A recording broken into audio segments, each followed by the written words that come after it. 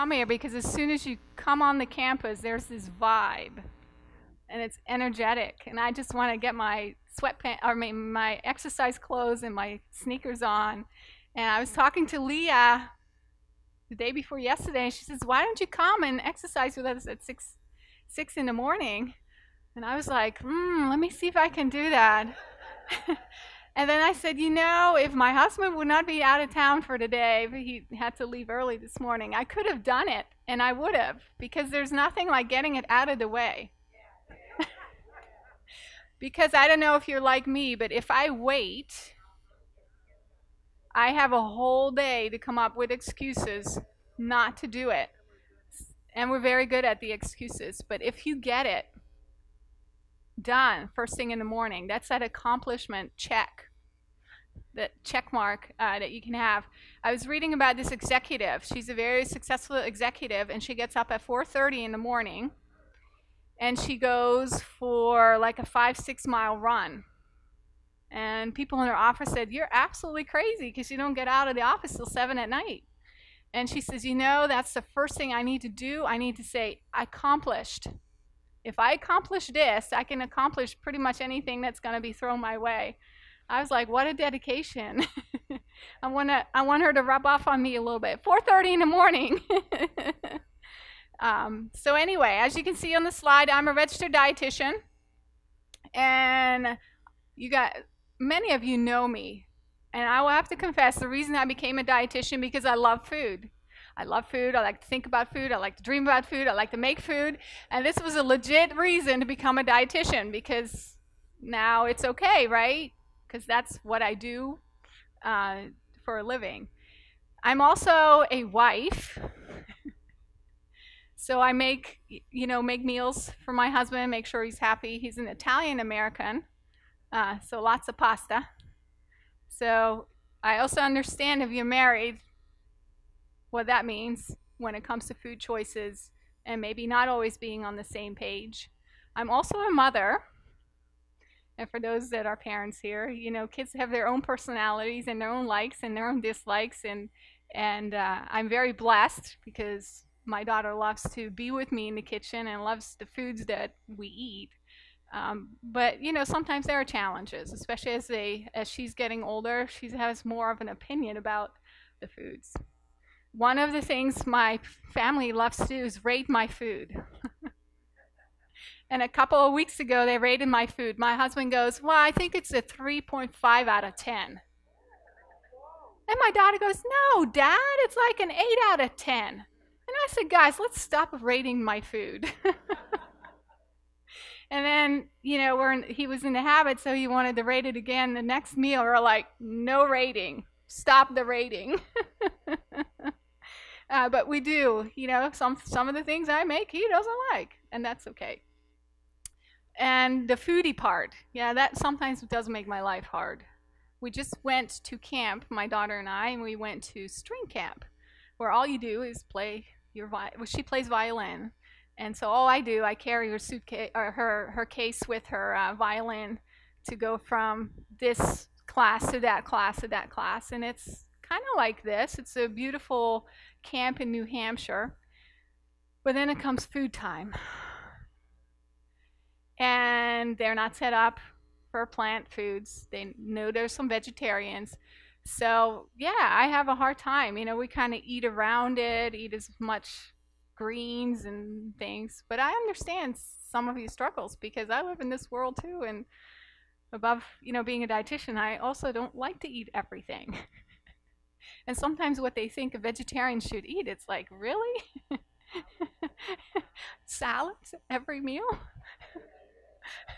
I eat more than just salads, but I'm happy with a salad because when you start with a salad, you already have a bottom in your stomach.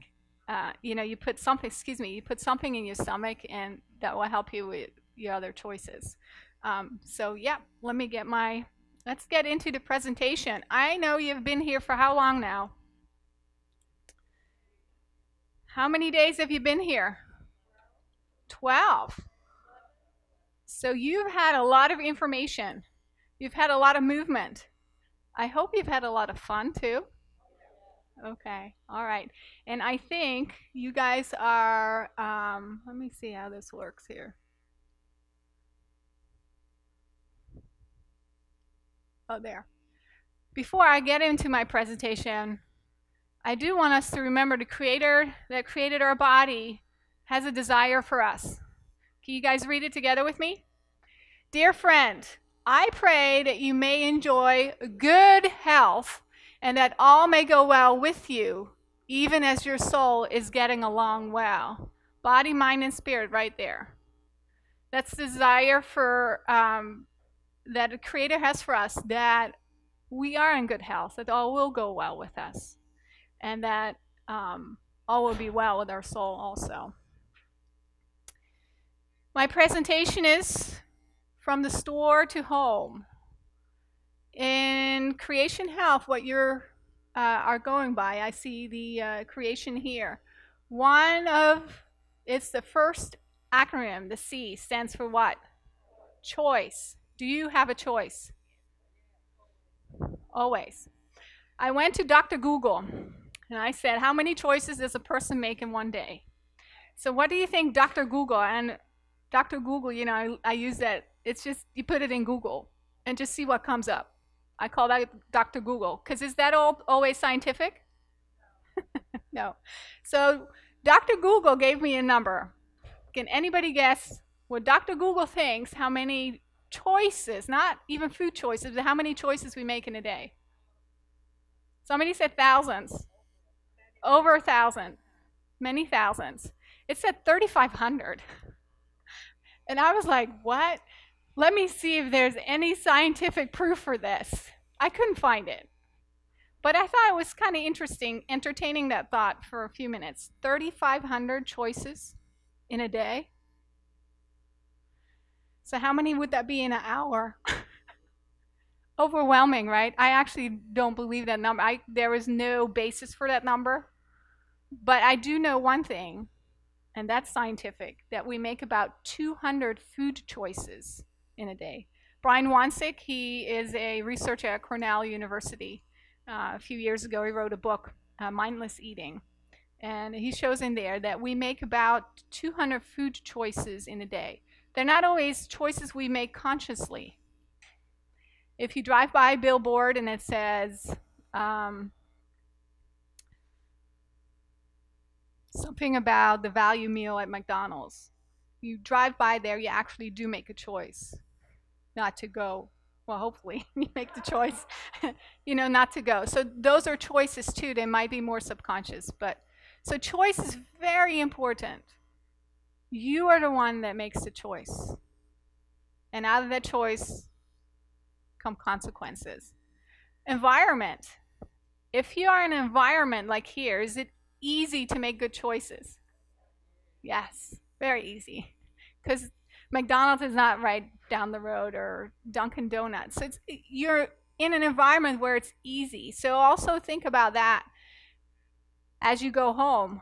What kind of environment? And you might have to create a micro environment for you, because everybody in your family is doing something else, or your friends are. But if you don't bring your lunch to work, if you don't have that micro environment, then it's so much easier to go with them down to the cafeteria and maybe make choices that you wouldn't make.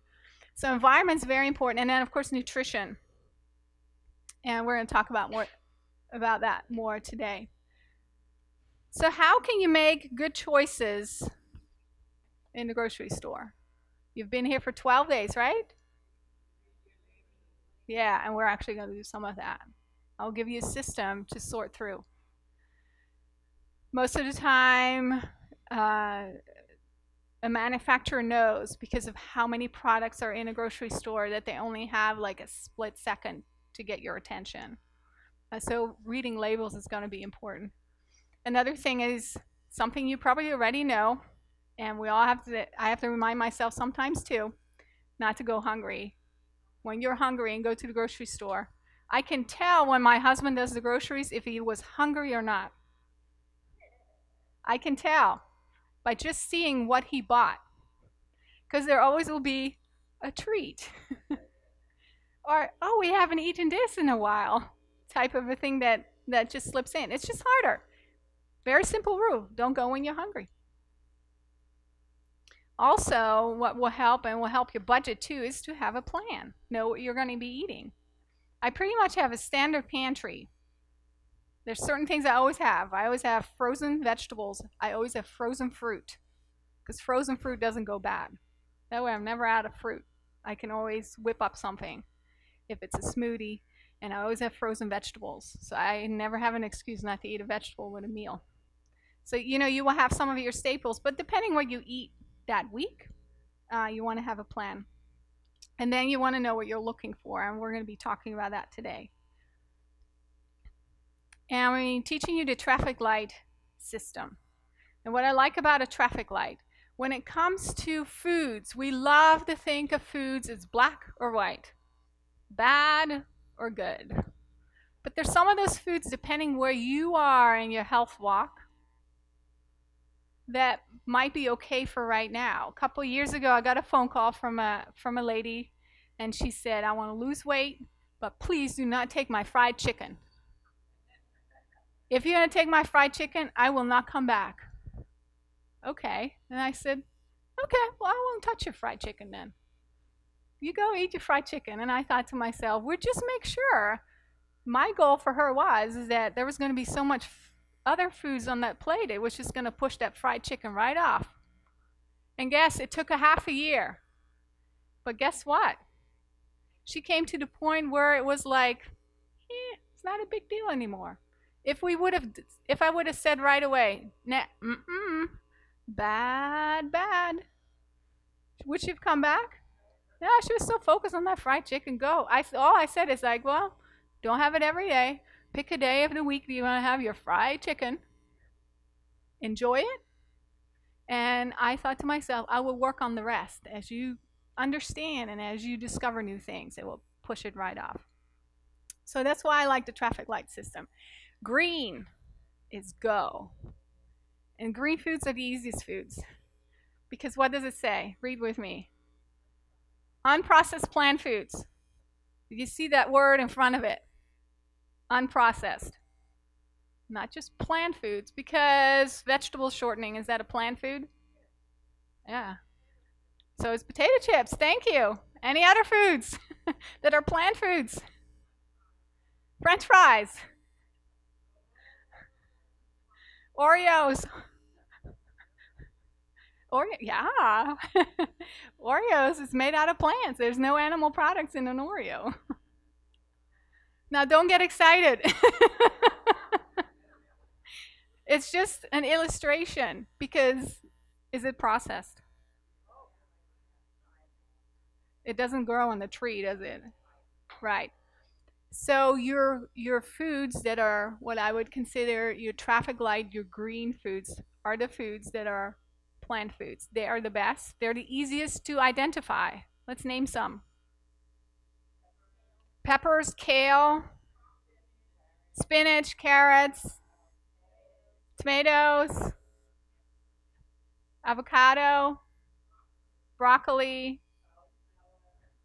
What about some whole grains? Quinoa. I love quinoa. Yep. Rice, brown rice. All beans, thank you. Lentils, nuts. Yeah. They're all unprocessed plant foods. How much broccoli can you eat? Right. Because it has so much fiber and nutrients in it. Guess what? You can only eat so much of it. And so green foods are go foods. You could eat, yeah, that's a good point. I'll actually come back to it a little later, if not, remind me. You could eat a lot of nuts. Nuts are dangerous. So nuts, even though they're a green food, they're a go food, you put them in your hand and you close the lid or you zip it up, and then that's what you're using in your meal.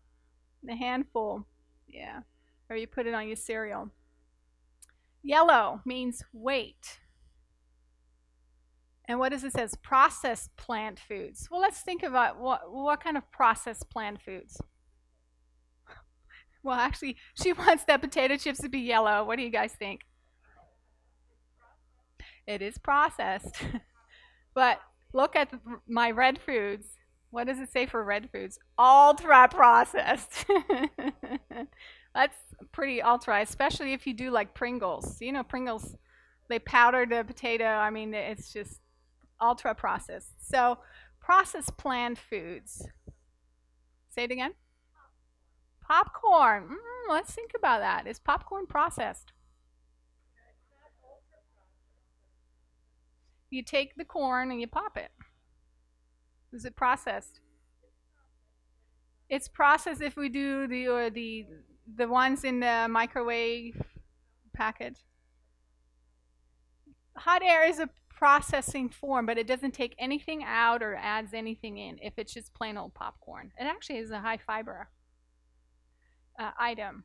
So popcorn in of itself is actually an unprocessed food. It's what we put on it and put with it. So did you hear how I defined that unprocessed? Did we add anything to it? Did we take anything away from it? No.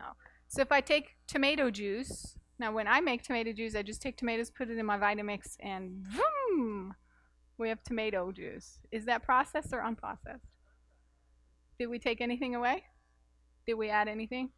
No, maybe a little, Tabasco, to give it a little spice, or maybe you put a jalapeno in it and then you're really on fire, right? But even though we blend it up, it's unprocessed. I still have that whole tomato, and actually it's some of the lycopene that's in the skin is easier absorbed. So tomato is actually one of those things that you probably want to put in your blender if you want to get all the nutrients.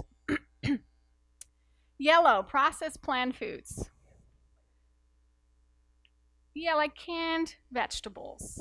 Is there something added to it? Unprocessed animal foods. Don't stone me, those total vegetarians out there. But if you're in a transition diet, now we promote plant foods here. That's all you've been getting. And how good do you feel? Very good, right? But when you go home and you say, I need more transition. Let's look at some unprocessed animal foods. It's in the yellow category. So I'm talking about yogurt. I'm not talking about cheese. We'll do that with the red one. And a low-fat milk. If you find yourself in your transition that you just can't seem to wrap your brain around it, how to eat or how to eat like you have here, or you have some recipes. As long as you're transitioning, you want to see it as a yellow food. Now, if you already have it out of your diet, I'm not saying put it back in because it's a yellow food, Stay more with the green. But depending on where you're at, and we're all at different levels. Unprocessed animal food. If you're going to eat an animal food, then eat it unprocessed. If you're going to have a chicken, do the chicken breast. Don't do chicken pressed into something else and you put it on your sandwich. That's processed. If you're going to have it, do it as unprocessed as possible. Yogurt. If you're going to do dairy, there's some good bacteria that are in the yogurt that also will help. And if you do a lower fat dairy, I am not promoting these foods. But again, we're in transition. Some of you are, some of you are not. If you're not, close your ears. But if you are, then that. And it would be a yellow food. You say, wait. It's with that fried chicken that my client had. Wait. Although that was really a yellow food because it was deep fried. But wait. Is this really the best choice I can make? Then we have red foods, and I think the yellow foods are the hardest one to spot. The red and the greens are the easiest, because what would be a red food? I already said the fried chicken, right? Because it's breaded, it's deep fried. And when we heat up oil, as the oil heats up, it actually falls apart. And as it falls apart, it forms a substance that's actually cancer-causing. So you want to stay away from frying as much as you can. So that would be a red food. What are some other red foods?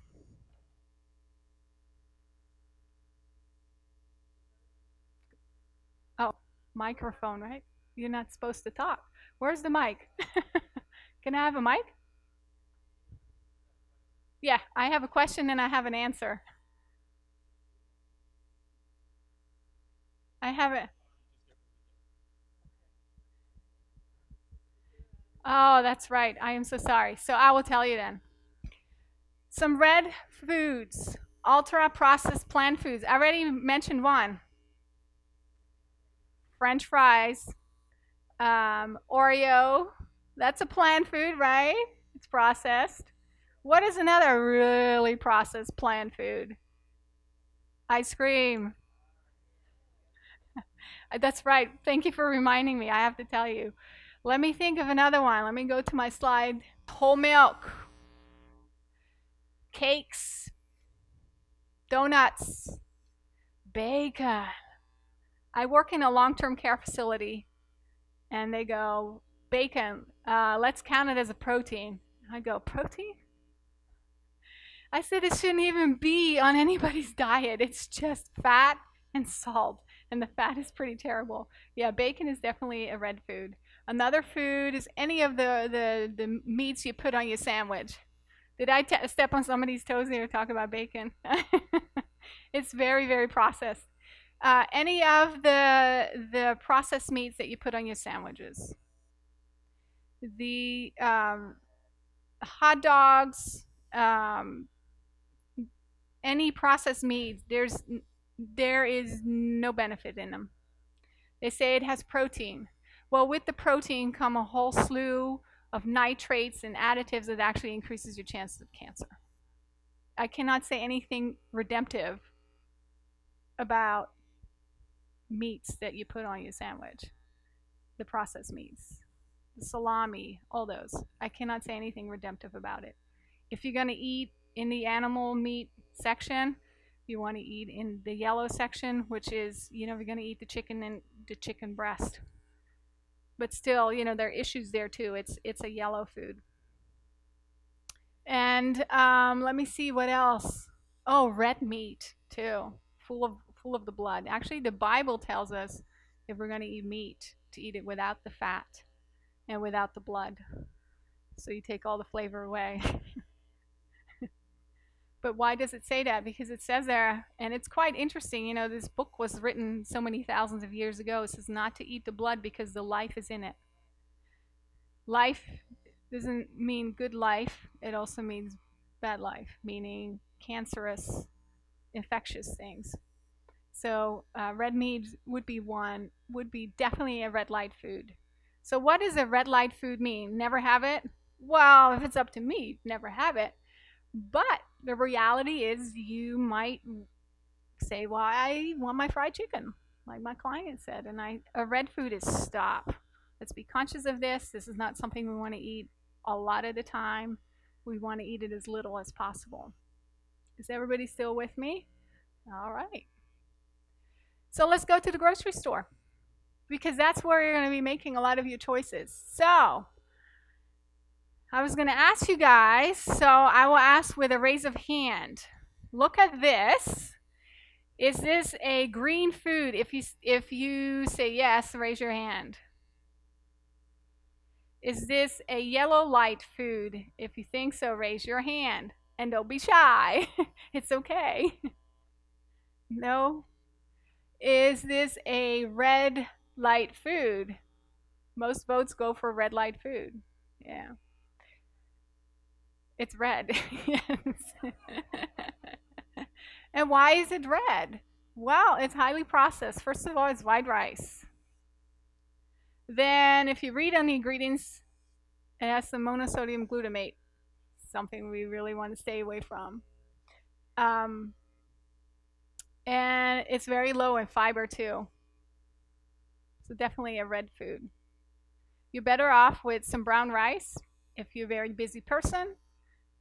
You're a mother, you're a working person, you're a wife, then cook some brown rice ahead of time. And you can freeze them in little bags or in little containers and just bring it out when you need to. That way you don't have to wait 45 minutes to cook it. So you do that on the weekend.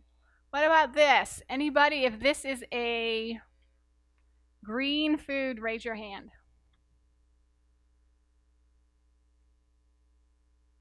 Is this a yellow food? Raise your hand. I got a few takers. 1, 2, 3, 4, 5. Not sure. 6, 7. Anybody that says this is a red light food? Just a few, but not quite sure. And I'm going to be teaching you more. The reason I'm doing this so we can talk about it. I would say this is like a yellow light food, and I would tell you why. My husband actually came home with this week. And we had a little session at the table. It looks really good, right? Berry, fruitful, organic promise, kashi. And then I look at the label, and I'm going to be teaching you soon how to determine that. It actually, you only get 29 of those little things. That's a serving size. I looked in his bowl. He probably has 60 of them in there. Okay? Because, they're only these little pockets. I would say it's a yellow food because it's quite starchy. There's quite a bit of starch in it. And if you can read, I can read the bottom. The first ingredient I'm happy with. It's a whole grain. But the second one is, it's a cane syrup. Second ingredient, sugar. Fairly processed, right? I don't like the taste of them. He does, so he's, chomping at it. But I would call this a yellow. Should you not have it? It's okay. I think you can do better. Is it like a Big Mac? No. So if this is what you like, and this is how you're going to get some of your whole grains, transitional food. What about this one? Is this a is this a green light food? Any votes for green light food? This is a soup. Dr. McDougall, here in the grocery stores, they're everywhere. It's a minestrone. It's an all-natural soup. Any takers for green food? I didn't give you ingredients. There's no animal product in it. I can tell you that. And there's no MSG either. Any takers for green food? 1 taker. 2, 3. Any takers for a yellow food? More takers. Anybody red? Some red. All right. Now I can't ask you why you thought it was a red food, but let's talk about why would it be a green food. So green foods are foods that are whole, unprocessed, right?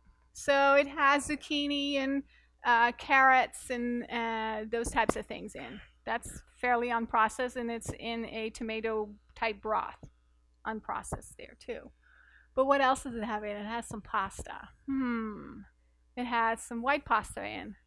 White pasta, processed or unprocessed? It's processed because something is taken out of it, right? So this would be a yellow food, but pretty high on the yellow food, pretty good. If I'm in a crunch for lunch, I do have some of these in my pantry because all I have to do is put a nice salad with it and I'm going. It's better than what's out in the break room at work. So a yellow food, but pretty high up in the yellow food. It's one of those, for me, a fast food, something to have when you're in a crunch or when you come home from work and you're tired and everything is calling your name. Let's have some McDougall's vegetable soup. What about this? A fig bar. Raspberry. It's Nature's Bakery. Any votes for a green light food? Any taker? And I didn't give you ingredients. They do use whole grains, by the way, for this one. And they use concentrated fruit juice as a sweetener. Any yellow food? Some takers for that. Any red? Anybody for red? I guess those that didn't vote go for red. Not sure. Yeah, it's one of those where, it's hard. I said yellow foods are the hardest ones to detect. We all kind of know the bad and the good, but where's the in-between? I would actually give this a red one. Mm-hmm. Why am I giving this red? No, it actually, it does have some saturated fat, but 1 gram in the scheme of things, it's okay. It doesn't have a lot of fiber, so anytime I look for grains, I want to have fiber with it. And Leah, maybe you can hand out, Leah, she has handouts for me.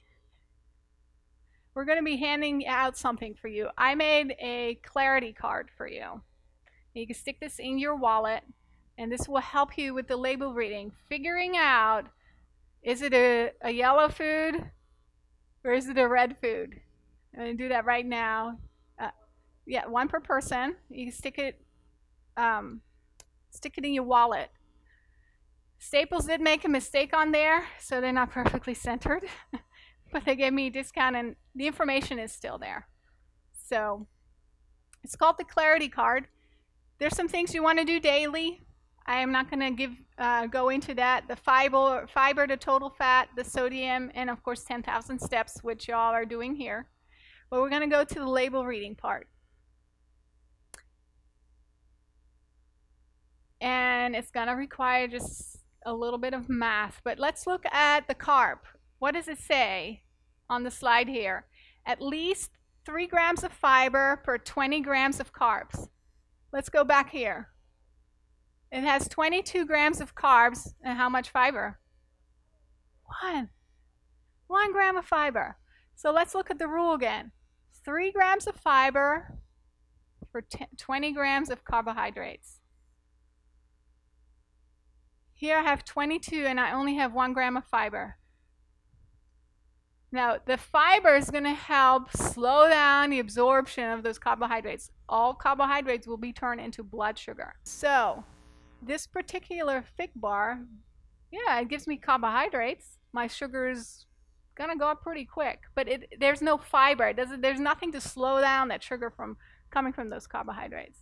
So, if you look at the rule, 3 grams of fiber for 20 grams of carbohydrate. That's why I call this a red food. That was deceptive, right? It looked pretty good.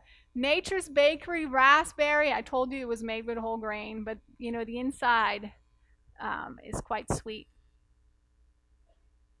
Does it make sense? All right. The other one is the fat rule. I've taught this a few years back. For every 100 calories that you have, you want to allow about 1.5 to 2 grams of fat. If you do not have heart disease, you can allow up to 3 grams of fat, and it would be considered, yellow or green food. This is only for food that is somewhat processed, because if I take a nut is mostly fat, but it's a good type of fat. So this is for foods that have a label. In the United States, foods have to have a label if it has, more than one ingredient, if it's somewhat processed. So let's go back to this one. If we look at the fat, so I said for 100 calories, we allow one, hang on, let me get my card here, 1.5 to 2 grams of fat. So this one, fat-wise, is pretty good. Let's look at the carbohydrates. I said for 20 grams, we want to allow at least 3 grams. It does have fiber. You see that? So that's why I said it's a yellow food. The pasta in there, is white pasta, but because of the vegetables, it does bring up the carbohydrates. You guys with me? See you thinking. That's good. All right. Let's look at this one. This now will make more sense why I wasn't too keen on this one. It's kind of like a yellow food, low on the yellow, almost a red. Because fat, we're good. Because it's 170 calories, so we could allow for like 3 to 4 grams of fat. Cereal is normally not the one where you get your fat. It's the carbohydrates and the fiber. So let's go to total carbohydrate, 42 grams. And we said for 20, we allow 3. So for 40, we allow 6. 6 grams. It's the fiber is there, but what I don't like is the second ingredient being the cane sugar. So that's why I kind of like at the lower end of the yellow. Does that make sense? What about the rice roni? It also is in French for anybody that speaks French here. So as prepared, it's 250 calories and fat. Oh, they did it in the fat is 1 gram. That's okay, right? What about the sodium? 1,070. Look on your card, how much per meal? 660. Remember the number 666? That's how I remember it. In a meal, you want about 660. Now, most of the time for breakfast, you don't even get that. So you can have a little more, at lunch and dinner. So sodium-wise, throw it out. That's like double almost. Now, let's look at the carbs. 51. The fiber is 2. So we said 23. So we say 46. Then we say 69, right? So say it's 60 carbs. It only has 2. We're aiming for 9 grams at this point. So this one really is a red one. Does it make sense? All right. Let's go through. The sodium, well, I can't ask you that. I will tell you. I have to remind myself. Sodium is something that we add to foods. So you're going to find it a lot when you go out to a restaurant. It's really hard to not have sodium when you're eating out. But depending on where you go, you can ask them, like if you do a stir fry, hey, can you not put the soy sauce, can you not put the sauce with it? Another place where you find a lot of sodium is in the processed meats. You find a lot of sodium in there. And what is so bad about sodium? Well, sodium, first of all, causes you to retain water. And if there's more of you, your heart has to pump harder. Sodium we also find a lot in the processed foods, which are the red foods, and we try to stay away from it. So it's like a double-edged sword. A couple of years ago, I was at Staples, and the manager, I had some project, and he came and he was reading my material, and he said, "Oh, I want to tell you, I have lost 100 pounds in the last year." And I said, "Awesome, how did you do it?" He said, "I cut down on my sodium." Easy, right? But let's think about it. If you cut down on your sodium, and he had a number, I don't know. He only did like 1,800 milligrams of sodium, which is really low. But in order for him to attain that, guess what he all had to cut out? No fast food, no restaurant food, no processed food. So he only did one thing, which is reduce his sodium intake. But because he did that one thing, guess what went to the wayside? All the foods that are not so good for you anyway. Interesting, right? And all he thought is that he did one thing. When you go to Panera and you get one of their bowls of soup, the black bean soup, it's like 1,400 milligrams of sodium right there. Now, if your office has a luncheon, and that's all there is for you, trying to be plant strong, what can you do? Cut it in half, add some water. Anything else? Bring your own. Somebody said bring your own. Yeah, that would be the best thing to do. So, you can work with it. I would say, add some water to it, and then, say I can't eat it all, you eat some later. Or eat less of it. Absolutely. Portion control in that sense. So sodium is found mostly in processed foods, canned foods, soups, processed meats, because it helps the preservation. Let's look at this. I also want to give you examples and see what you think of this. It's a California veggie burger made with organic veggies. It's soy-free, it's dairy-free. let's see. Now that you have the clarity card, I'm going to give you just a few seconds here to look at it. The calories are 150, and I tried to get the ingredients to come up nice. There are some nuts in here. It has a few walnuts in it. Okay? So I will give you that information. So you're in the store. Imagine yourself in the store. You have this package in your hand. Is it a green, yellow, or red light food? Any votes for green? Any votes for yellow? Any votes for red? Some for red. I would say it's a yellow food. I would tell you why. I know there are nuts in there because the fat is a little up, right? But it's because of the walnuts. So we looked at that, but then the sodium, 540. How much can I have at a meal? 660. So if I have a burger, if I put this, so we're right there at the edge. So no pickles. Forget those today. We're just going to put the cucumber and the tomato and the lettuce with it. Okay? But let's look down then. Total carbohydrates, 21. And fiber, 4. And I said for 20 carbs, we want 3 grams of fiber. That's good. And actually, I didn't talk much about protein because I'll have to take another 2 hours and talk about that. This also provides you with some protein. So you will find this in my freezer. It is a yellow food. It is somewhat processed. It's plant-based. The reason the fat is up, I told you, it's not because it's deep fried. There's some walnuts in it. Not too bad. Now, if I'm going to put lots of pickles and all kinds of mayo and stuff with it, I'm losing the benefit of it. But this is a nice, quick meal. Put a salad with it, and as I said, put some cucumbers, tomatoes.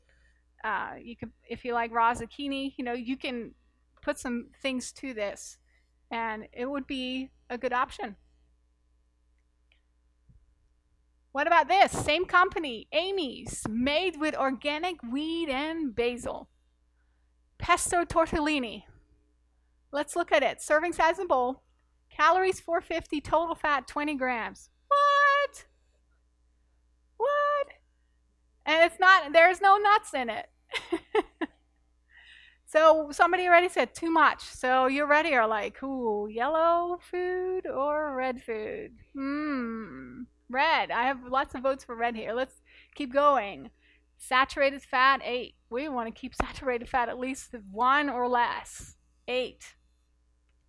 A lot of saturated fat there. Sodium, 680. How much do we want in one meal? 660. So it's right there, right? Carbohydrates, 50.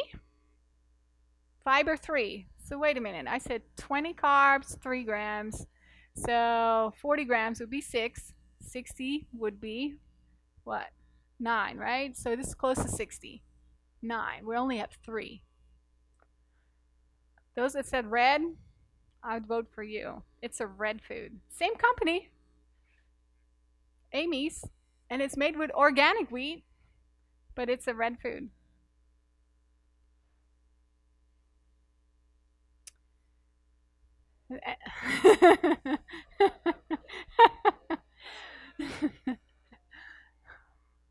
All right, let's look here. I actually found ingredients in this one that I could put on. So I want to go plant power, right? Veggie burger for those days. Morningstar Grillers Prime. Used to be one of our favorites many years ago. Serving size is 1. But before I'm going to read it, I want you to think. Is it a green food? Any takers for green food? Any takers for yellow food? You guys doing good. Any takers for red food? Maybe? Not all of you are sure. So let's look at it. Calories 170. Total fat 9 grams. So as soon as I see that, I go, are there nuts in there? If you can read ingredients, I can. I'm going to tell you there's no nuts in there. Because nuts will bring up that. So no nuts. So we said 100 calories, we allow 1.5 to 2 grams of fat. Well, we have 200 calories because we're rounding up. It's just easier. So we would allow for 3 to 4, right? This has 9. Let's keep going. Sodium, 360. How much are we allowed? 660 per meal. Not bad, right? There's some room. Could have a pickle. Total carbs 4, because it's a protein type food. It won't have fiber 2. Well, I'll give that to them. It does have some fiber in it. And then protein is 17. So I'm with those that said red because it's so high in fat. Now I also going to teach you another thing. I'm going to read the ingredients. Textured vegetable protein, soy protein concentrate, soy protein isolate. I stay away from isolate, anything isolate, because what did we do? We took something that grows in nature and we're isolating a part of it. In order to do that, we have to add chemicals, and then we have to wash away the chemicals, so we have to use a solvent, highly processed. Anytime we process, we lose something. And then it has caramel color, which is also detrimental for your health. So I leave this in the frozen section. It's a red food. Now, trick question. I know you can't answer, so I will answer for you, but I want you to think. If it's between a Big Mac or a griller,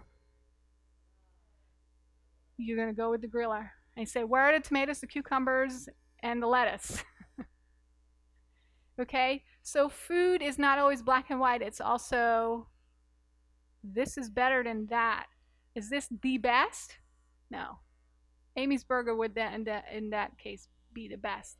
But you're at a friend's house or family. I just went to see my family, and none of them are vegetarian. They live in the Netherlands, and they try so hard. They go to the store, they get the veggie burger, they get the thing. So what do I do? No, I'm not eating that. It's like, you try to educate them, but they already go out of the way to get the vegetarian thing for me. So, sometimes you have to, do a little bit of that balancing act. For you, when you're in the grocery store, you can find a better product. If you had a friend's house and they said, I found the vegetarian thing for you. I know you went to fitness camp and, I got this Morningstar Prime griller. It's better than that Big Mac. All right. Let's see. What about this? So let's think about this. The Ezekiel Bread. They have a whole line. There's Alvarado Street also makes sprouted bread. So let's look at this. Is it a green food, a yellow food, or a red food? Any takers for green? I have a green.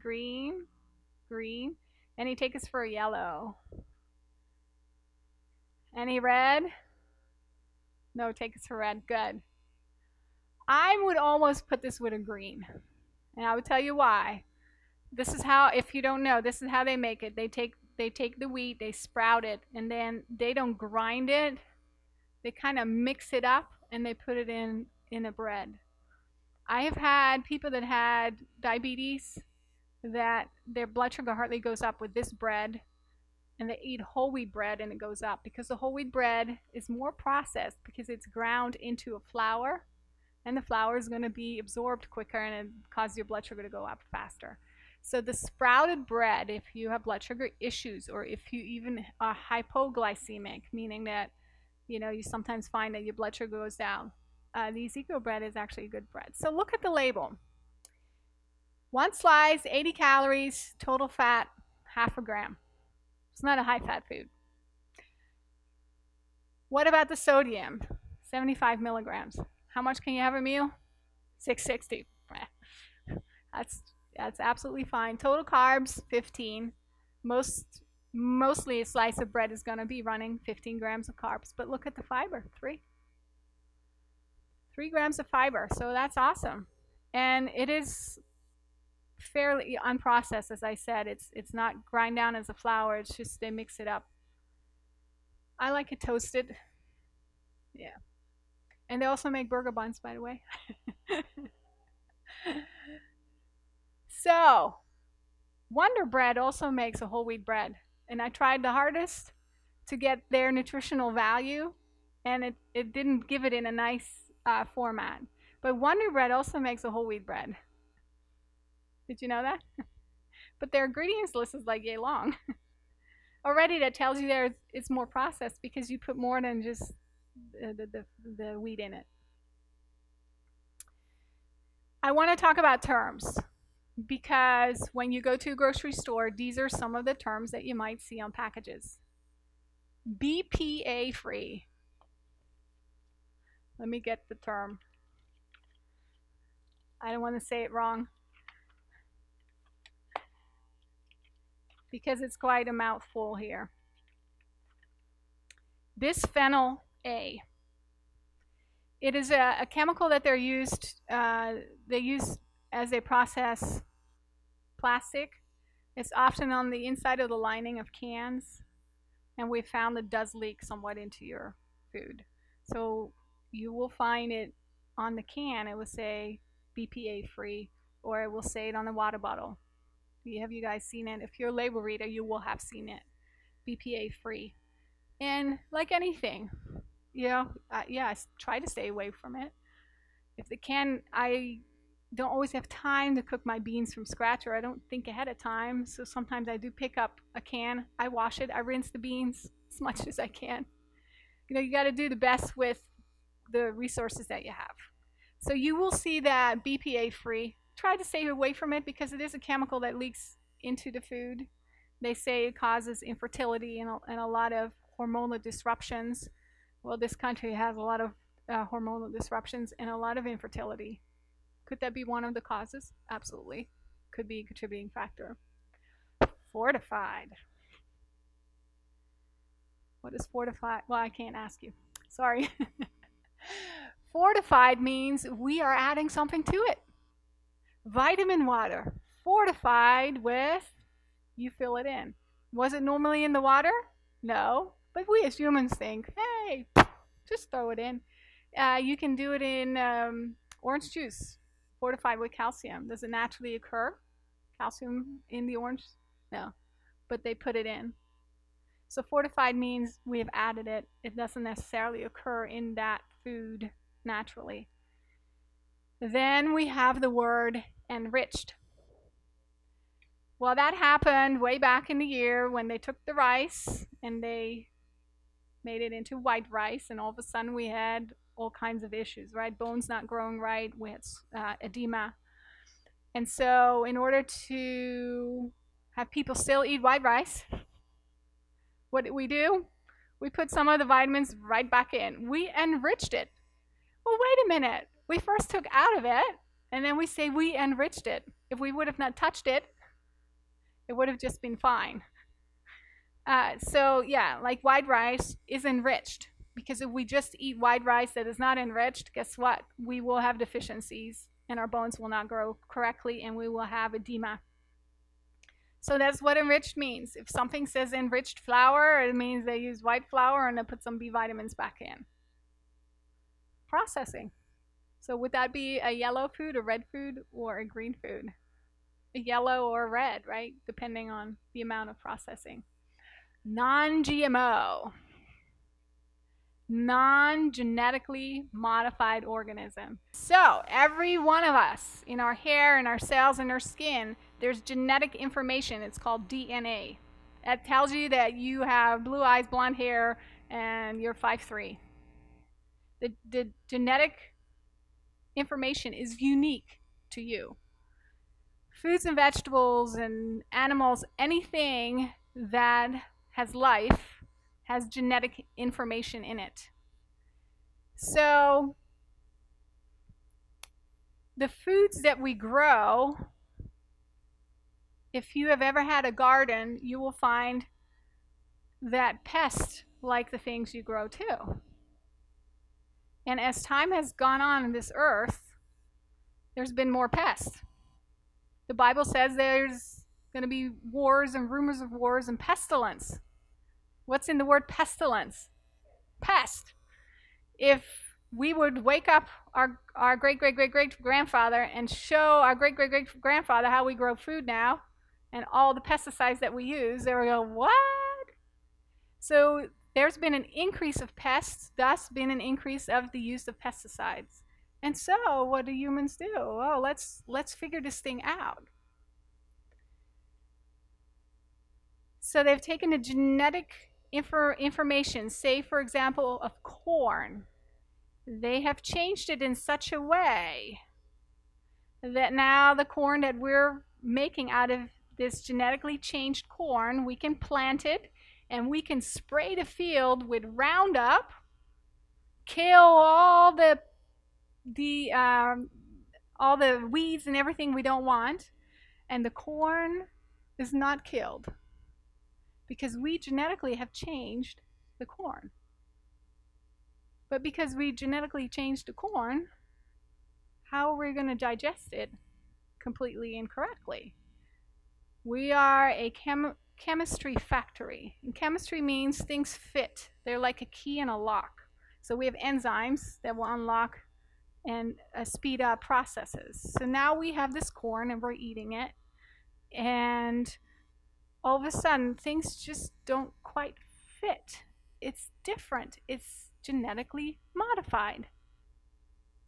Those people that say it's good, it's a good thing, it's been done for centuries. Well, crossbreeding has been done for centuries.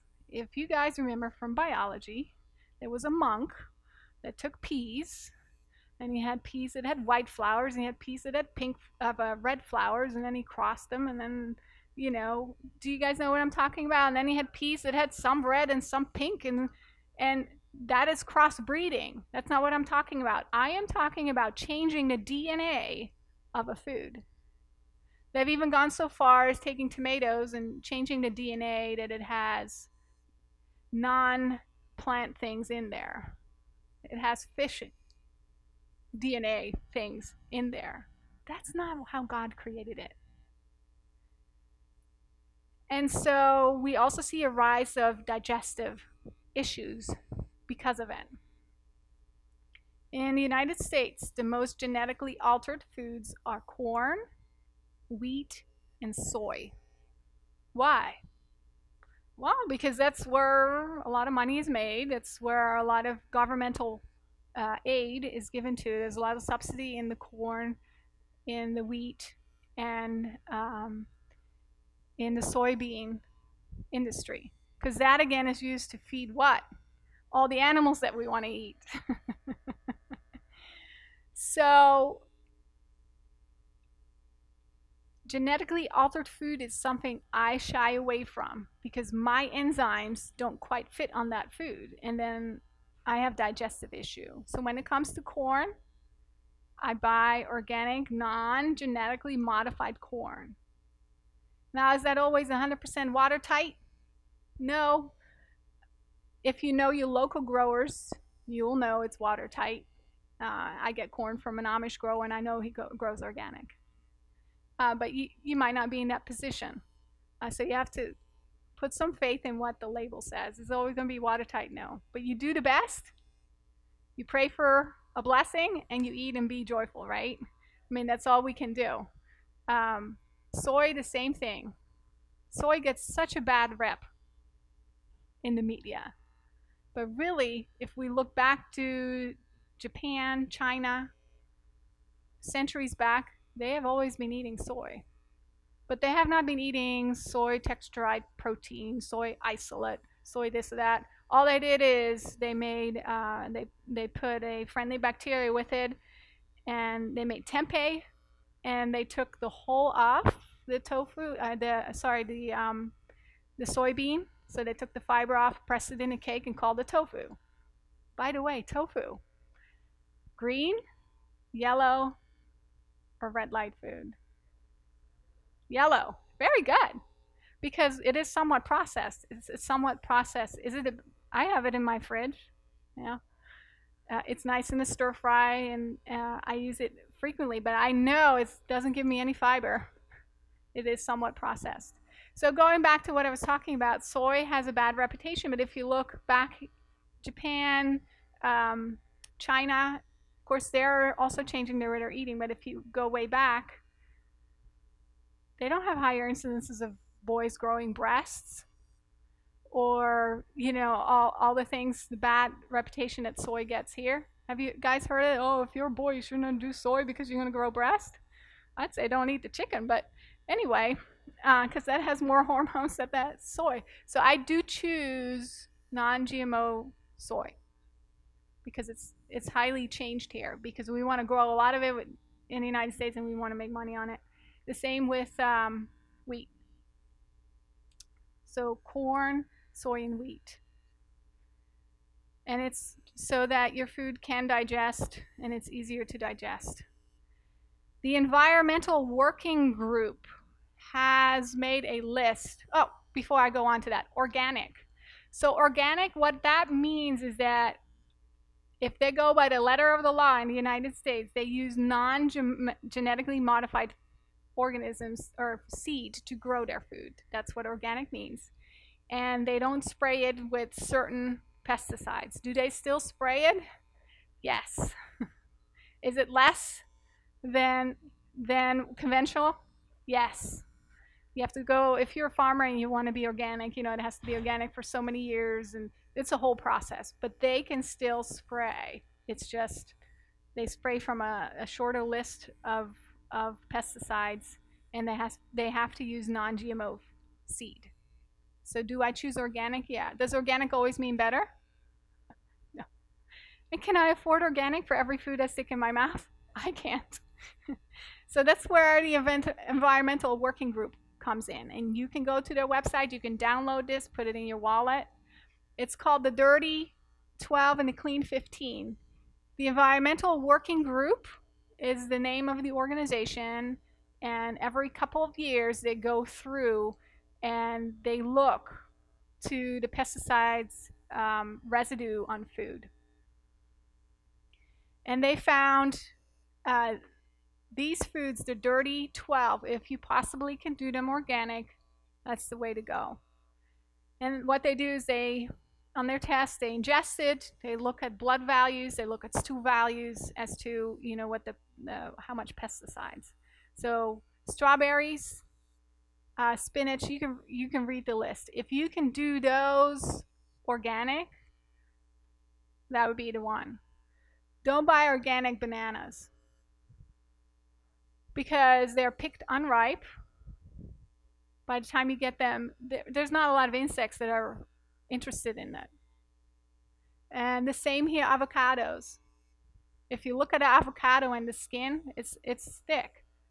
And so getting an organic avocado, they have found there's not that much difference compared to a non-organic. So the Clean 15, those are the ones this year that they said, you know, there wasn't that much of a difference when we looked at pesticide residue, organic versus non-organic. Now, sweet corn is on the Clean 15. I would say you want to have that organic, though, because why? GMO. So we're talking two different things here, pesticides and genetically modified. I hope I didn't lose you on that one. So if we look at pesticides, they say sweet corn is clean. Why? Because it's genetically modified and nobody wants to eat it. The animals, they don't want to have it. Because you know what? If they do, their insides explode. Did you know that? Yeah. Because it's so genetically altered. And they say, well, it's generally accepted as safe for us. So that's why I don't want you to get confused. Do you see sweet corn here on the Clean, the Clean 15? It's because there's not a lot of pesticide residue on it because it's genetically modified. They don't want to eat it. The pests. And again, you can go to their website. This is in PDF form. And you can just download it and put it in your wallet. I see you guys all with this look. You want to have a few minutes? Okay. Think of some questions and start writing them down. In my grocery store, they have most of the time they have organic grapes, they have organic strawberries. It's becoming more and more available to get some of these organic. Bell peppers. I never thought the bell peppers were sprayed so bad. Yeah, they sprayed quite a bit. Yeah. Now, I can't always even eat all the dirty 12 or from the organic because it is slightly more expensive. So I don't want you to feel, now I'm not going to eat those things. I'd rather go back to my Big Mac, right? You do what you can, and that's why I always say you ask for a blessing, and then you move on. You be happy about it, because otherwise all you do is worry. So you want to put this in perspective. We have choices, and we only have so much money in our wallet. We're talking about choice and environment. So we do the best. I try to always buy my strawberries organic because my daughter eats a lot of them. But sometimes it's just not in the budget. The same with the peaches. Where I live right around here. It's almost impossible to get an organic peach. I heard it's easier to grow organically on the West Coast because they have different pests. And so you will see a lot of your fruits, like your apples, will come from Washington State, the organic apples, because it's easier to grow them with less pesticides out there. Peaches are a hard one. I have not found local peaches that are grown organically other than the one that grow in my backyard, and they're not very big because the bugs get to them.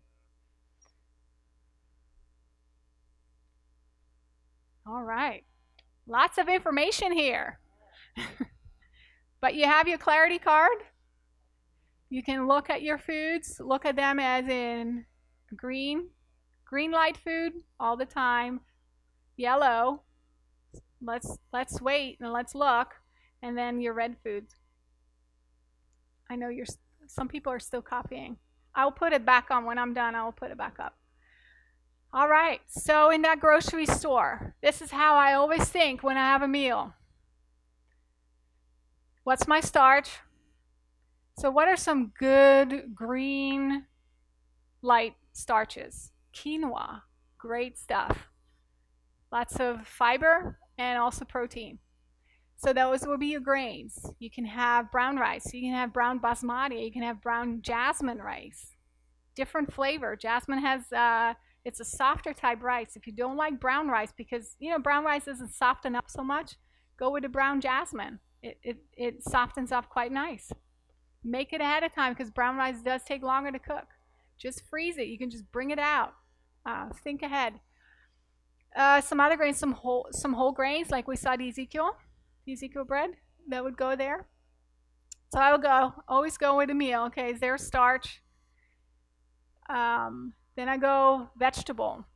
So you see here, vegetable is only 1/4 of the plate, but if you look at the rest of the plate, you see 1/4 for fruit, right? Well, at lunchtime, I hardly ever have a fruit. It's half of my plate is a vegetable.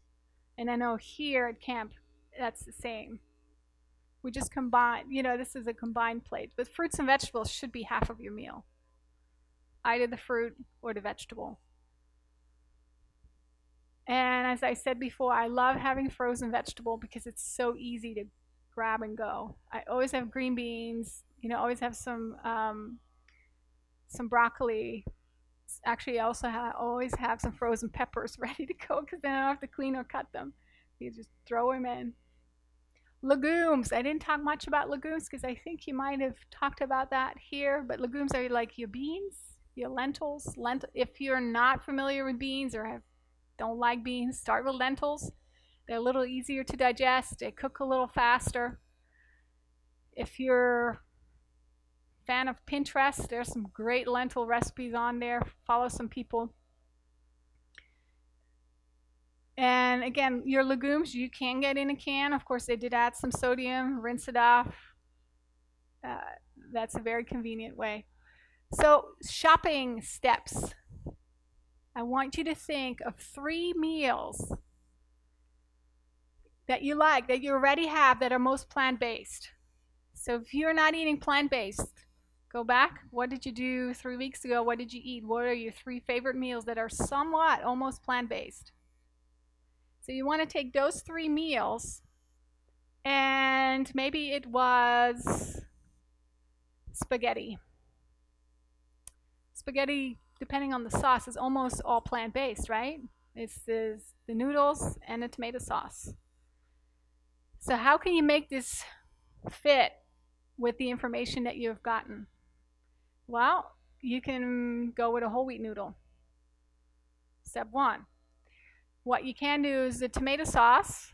Now you have your label reading tool. You can go read the label, and you can add some veggies to it. You know, put some zucchini and put some carrots with it, depending.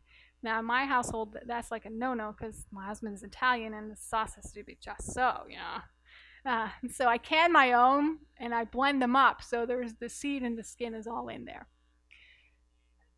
So think of 3 meals that you already are eating for those that are transitioning, that are almost plant-based, but with a little tweaking, you can make them plant-based. Then I want you to think of 3 meals that you already were eating that you can adapt. Maybe you love chili. You can make a mean vegetarian chili. You can use different kinds of beans. You can put the flavors in, the chilies. Yeah, absolutely. You're looking at me, but so if you like chili, you know, generally they have the ground meat in it. So think of 3 meals that you love that you probably could adapt fairly easy with a little bit of effort. You know, looking in a cookbook, you can adapt to plant-based. This way you already have 6 meals ready to rock and roll before you go home. And then I want you to be adventurous and discover 3 new favorite meals, and you're at the right place to do that, because in the 11 or 12 days you've been here, you've had quite a few meals, and you might have found something you really like. Well, go ask, how did you make it? And most people only rotate 9 to 10 meals, different things for their main meal. And then you're on your way of eating more plant foods. All right. I have to come to a close here, but I put a picture. When I married my husband, he loved ramen noodles. And I'm like, man, you're marrying a dietitian. Oh, poor guy. I got to tell you about ramen noodles. So anyway, so how can we, if ramen noodles is your thing, how can we make it better? So we use a different noodle, right? You can go with a thin spaghettini whole wheat noodle. I know it's not ramen, but it's a whole lot better for you. And then we can take a carrot or a tomato type broth, and we can add tons of vegetables to it. We still have a noodly, soupy thing. And is it the same as ramen noodles? No, be glad it's not. But it will transition you to more plant-based. Does that make sense? All right, we already talked about the chili and that. So there are 2 thoughts I'm going to leave with you. Fitness is 20% exercise, but 80% nutrition. You cannot out-exercise your food choices. Does it mean that fitness is only 20% important? No, I didn't say that. But we can never out-exercise this. And you cannot outrun your fork.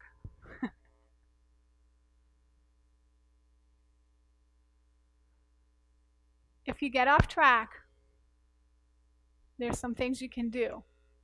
You start now. Don't say tomorrow. Start now. I'm off track. Okay, let's restart now. Drink water like it's your job. Plan each meal. Don't wait till you're hungry. Eat. Don't make up for overeating by not eating. Because if you're not going to eat, guess what? You're going to be so starving hungry, you're going to overeat the next meal then.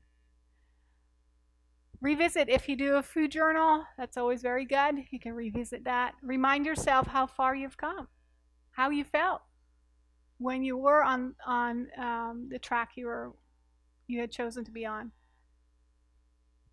I know you guys know this. Move and get your sweat on. Don't let a bad week turn into a bad month. Christmas doesn't start in Thanksgiving. It's one day. Vegetables are your friends. And repeat this tomorrow.